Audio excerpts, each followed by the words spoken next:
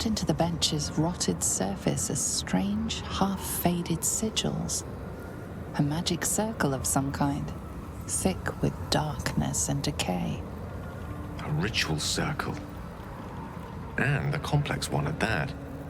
I've seen such a construction before in the writings of the Weave Pasha Raven, though his vision was not so tainted.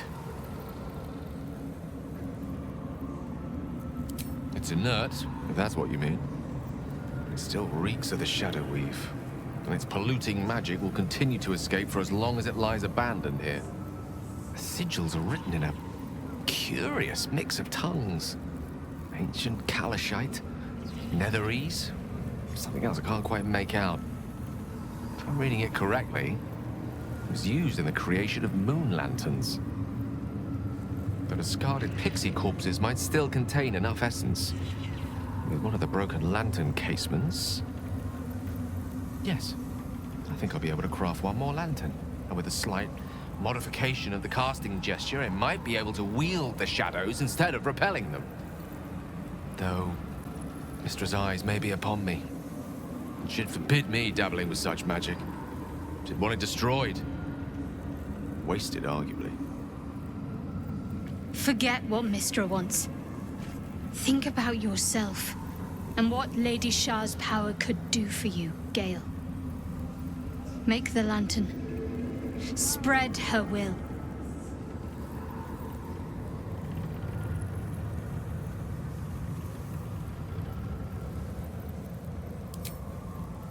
Deal with it how? I hate to pull rank, but I was once Mistra's chosen. Destroying magic like this was my bread and butter. Oh, or did you wish to use it? I assure you, it's pointless. You'll have nothing more than a sore head and a very dissatisfied wizard to show for it. Oh, charming. I hope the Shadow Weave was to blame for that little outburst of unwarranted discourtesy.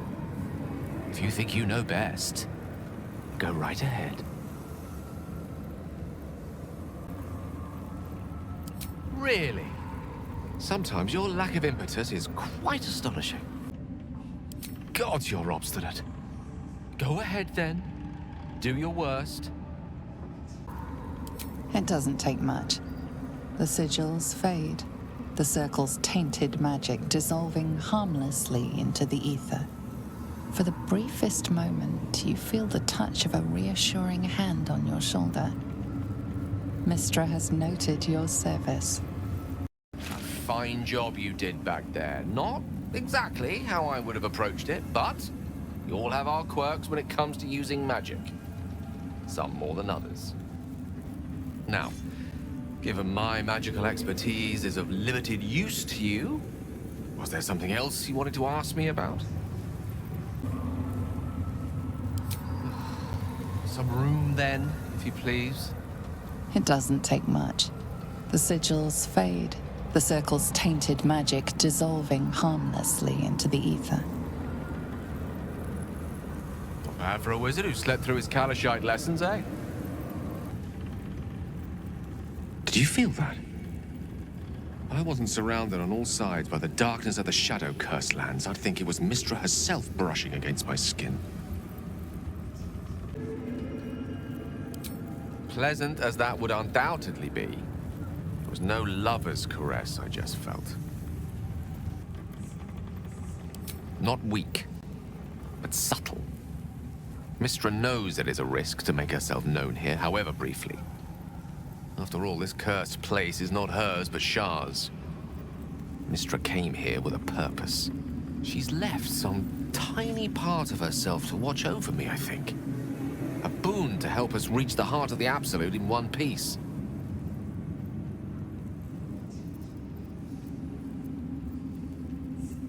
Strange, though, that she would reward me for such a service now. She's hardly been forthcoming on that front since my banishment. Perhaps I'm overthinking things. A blessing's a blessing, and this one should come in most useful.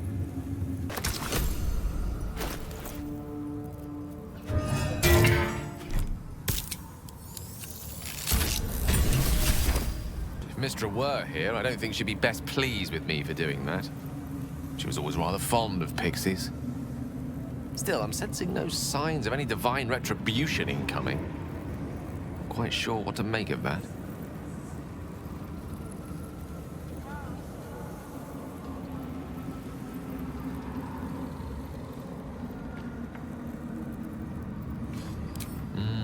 True enough.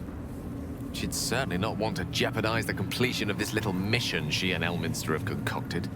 May not be the most savory kind of magic, but it will taste sweet enough if it brings us to the heart of the Absolute in one piece.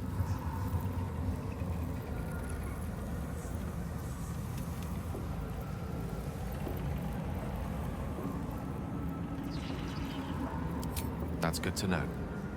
Although I should say, I do what I do out of a sense of utility and pragmatism, not a love of the unsavory. Whatever advantage I can gain for us, I will. And I refuse to feel guilty for it, no matter how much Mistress Chidings might echo in my skull.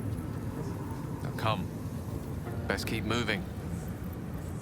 We have many more shadows to face before we reach the heart of the Absolute.